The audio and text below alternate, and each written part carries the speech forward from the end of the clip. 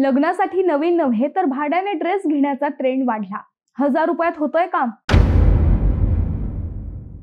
नगरकरांनो, आता लग्नासाठी हजारो रुपये घालवून नवे कपडे कशाला घ्यायचे?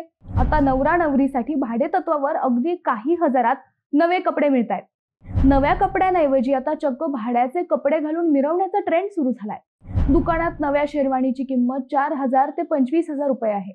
जोधपुरीसाठी 2500 ते 8000 रुपये, तर ब्लेझरसाठी 2500 ते 10000 रुपये मोजावे लागतात।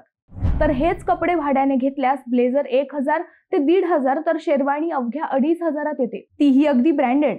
वधूसाठी तर अगदी खास पॅकेज आहेत। यात nauvari lehenga, Indo western, bridal lehenga यासारख्या ड्रेसेस मेकअप सह आणि ज्वेलरी सहही आहेत।